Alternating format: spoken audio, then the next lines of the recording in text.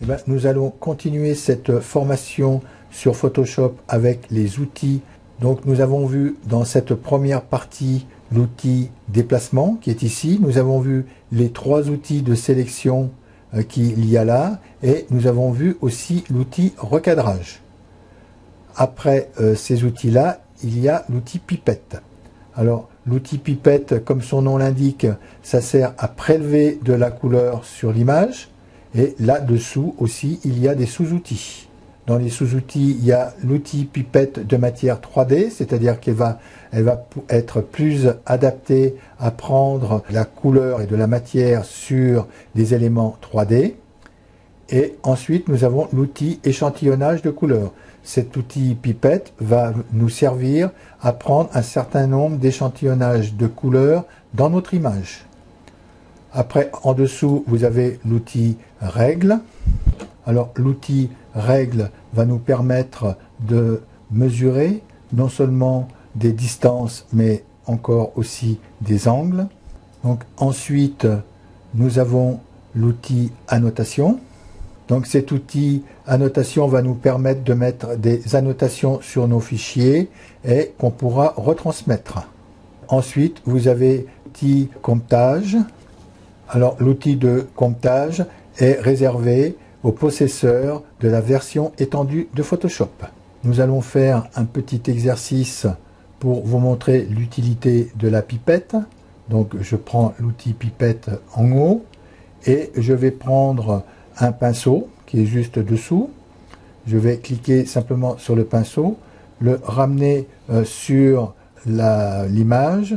Donc pour régler mon pinceau, je prends la touche Alt enfoncée et je tire sur la droite pour le grossir et je tire sur la gauche pour le fermer. Alors ça, nous allons voir ça avec l'outil pinceau là tout de suite dans cette vidéo.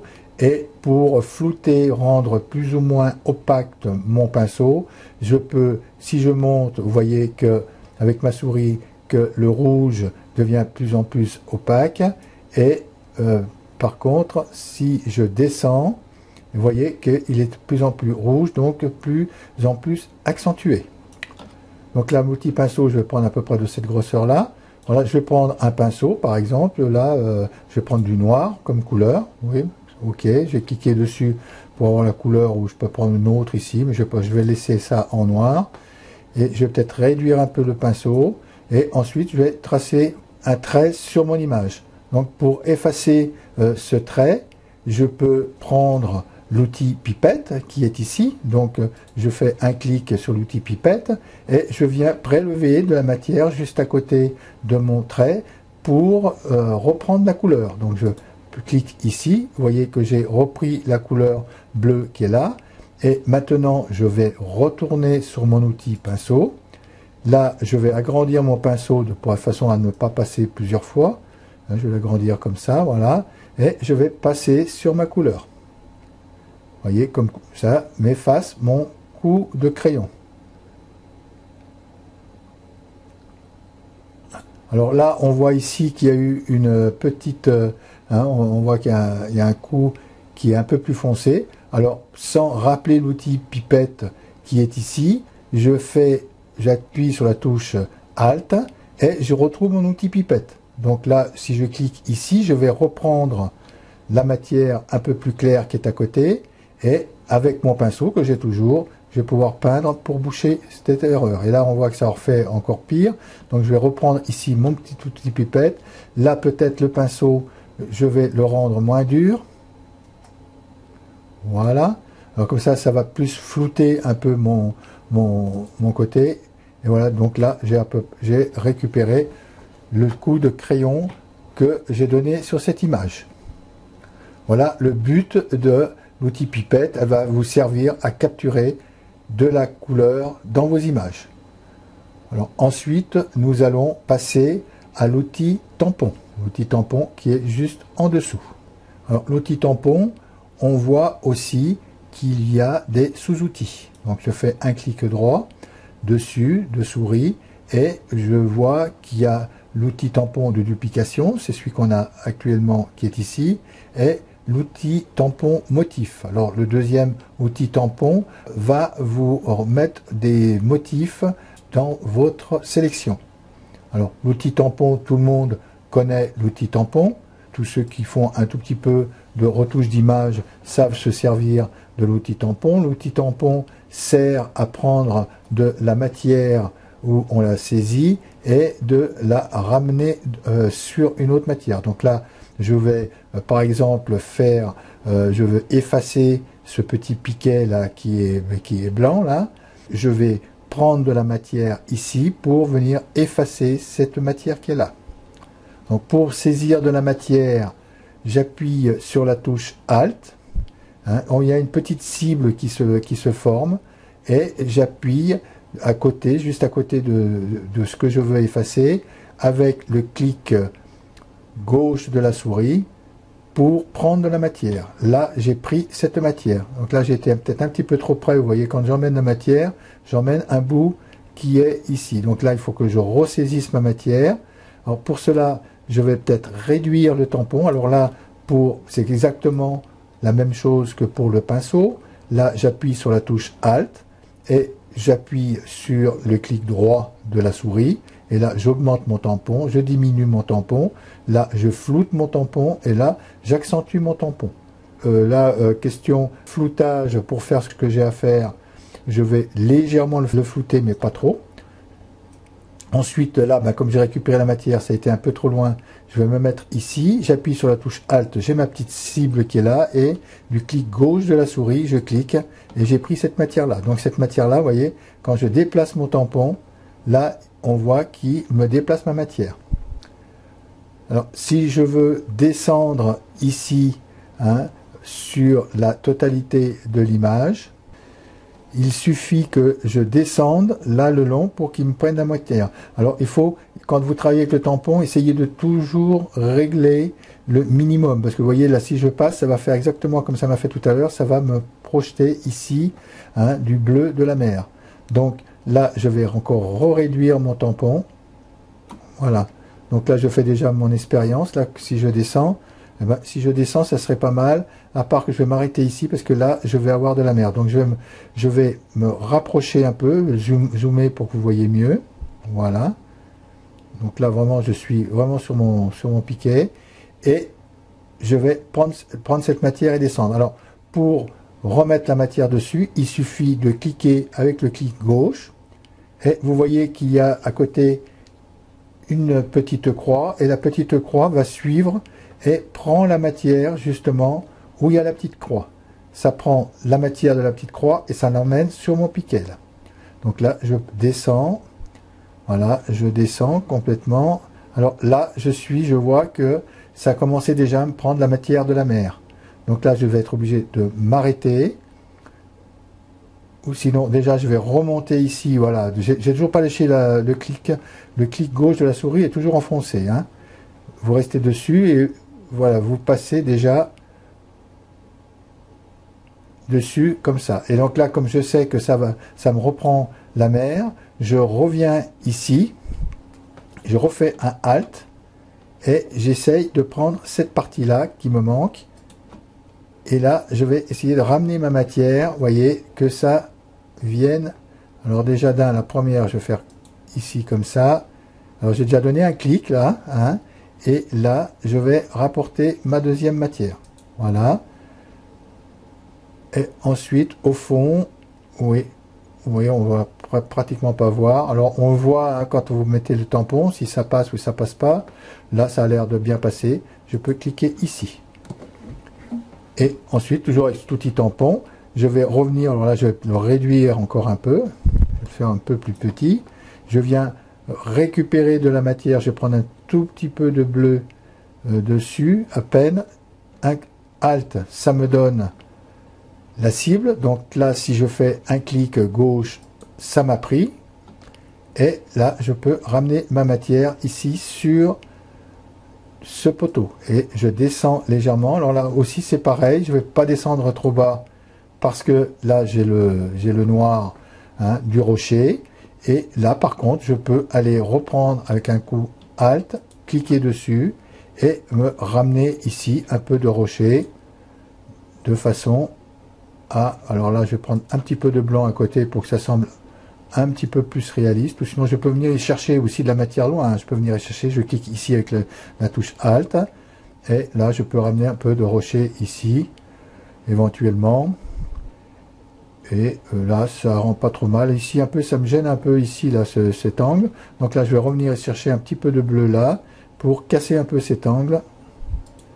Voilà. Voilà, moi, je trouve que c'est pas mal. Alors là, on a encore du bleu dessus. Donc, ce que je vais faire, je vais prendre la matière entre le béton hein, du socle et le ciel bleu. Donc, je fais la touche Alt, ma petite cible est là. Je clique dessus. Et ensuite, je ramène cette matière sur ce petit bleu là qu'il y avait. Et je la dépose. Et voilà notre... Alors, si on veut vraiment pointiller un petit peu, je peux encore cacher un peu ce petit bleu là. Et je fais réduire mon image maintenant. Et vous voyez que j'ai complètement effacé ce poteau autour de ce pêcheur. Ben voilà pour l'outil tampon. Nous allons maintenant passer au pinceau historique. Donc ce pinceau va pouvoir nous permettre de revenir sur l'image précédente. C'est-à-dire il va faire un retour en arrière. Et nous avons aussi les outils forme historique, artistique, qui va pouvoir vous permettre de rajouter de la matière artistique. Nous reviendrons sur ces pinceaux de forme historique dans les futures formations. Donc nous retrouvons ici l'outil gomme, non seulement les gommes, mais plusieurs gommes. En faisant un clic droit, nous voyons que nous avons l'outil gomme d'arrière-plan, la gommer en gardant certains critères et en conservant certaines parties de l'image, ou sinon nous avons aussi la gomme magique qui est capable de gommer par rapport à une référence couleur. Donc nous verrons aussi dans les futures formations cet outil gomme, l'utilité, à quoi elle sert. Par exemple, je voulais juste pour vous montrer, alors c'est exactement la même chose, c'est toujours avec l'outil Alt, donc on va pouvoir la flouter légèrement ou là vraiment la rendre dure. Hein, soit une gomme floutée, soit une gomme dure, la grandeur, c'est toujours pareil, de droite, de gauche, toujours avec la touche Alt enfoncée et le clic droit de la souris enfoncé. Voilà, donc là, je suis comme ça, je peux gommer mon... Vous voyez, je gomme mon bleu, alors là, je vais bien flouter. Hein, vous voyez que je peux effacer totalement mon fond. Bon, là, je vais revenir en arrière. On verra vraiment l'utilité de l'outil gomme. Là, je suis où là? Voilà. Là, je reprends ici au départ. Voilà pour l'outil gomme. Nous allons maintenant passer aussi à l'outil dégradé. Alors l'outil dégradé, c'est comme le pot de peinture. Vous êtes déjà servi du pot de peinture. Alors soit on va prendre cet outil dégradé, soit on va sélectionner une partie et pour mettre le pot de peinture dessus, soit on va pouvoir faire un dépôt de la matière. Dessous aussi, nous avons plusieurs outils, l'outil goutte d'eau, l'outil netteté et l'outil doigt. Alors ces trois outils servent à faire de la retouche d'image. Quand on saisit par exemple l'outil doigt et que je vais l'agrandir aussi, là c'est pareil, tous ces outils là marchent comme la gomme et par exemple avec l'outil doigt, vous voyez, je vais transformer complètement mon image, lui donner un effet.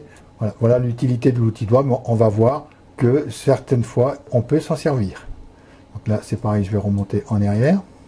Ensuite dessous nous avons les outils densité et outils densité moins, densité plus et outils éponge. Alors ça c'est pareil, c'est trois outils qu'on fait de la retouche d'image avec et on verra ces outils dans les futures formations. Dessous, là, toute la série d'outils que nous avons maintenant, là-dessous, à partir de là, ce sont des outils vectoriels de Photoshop. Autant que ce soit la plume qui va être un genre de sélection mais vectorielle. Nous avons différentes aussi sortes de plumes. la plume libre, la plume de point d'ancrage. Et avec cette plume, on va voir qu'on peut détourer aussi des personnages sur une image. À l'autre formation, j'avais pris l'outil pinceau. Je peux prendre aussi l'outil plume pour faire le tour de ce personnage. Nous verrons ça aussi dans de futurs tutoriels. Ensuite, l'outil texte, eh bien, comme son nom l'indique, on va beaucoup en parler. On va faire beaucoup de tutoriels. Il suffit de prendre l'outil texte. Alors pour ça, j'avais mis ici l'outil texte qui était là, où c'est que je peux régler la police, la grandeur et tout, ou sinon je peux venir ici et prendre l'outil qui est typographie ici. Donc l'outil typographie, je vais avoir exactement la même palette d'espace à moi personnel. C'est exactement la même palette avec laquelle on peut travailler sur le texte. Vous avez le format du texte, vous avez la grosseur du texte, et pour taper du texte, il suffit de prendre un endroit, cliquer, et là je peux taper du texte dessus. Alors là, il est en bleu mon texte, parce que c'est la couleur qui est en haut.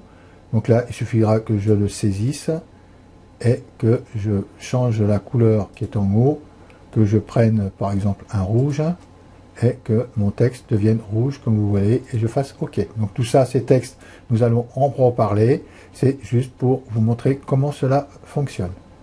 Donc là, c'est pareil, je vais revenir derrière sur l'historique et je repars à ma première photo. Ensuite, dessous, vous avez l'outil sélection de tracé. Alors là aussi, c'est un outil de sélection qui est pour les tracés vectoriels. Là, on est dans des outils vectoriels. Donc, c'est une sélection de tracés vectoriels. Et nous allons travailler un tout petit peu dans cette formation et où on reviendra sur ces tracés.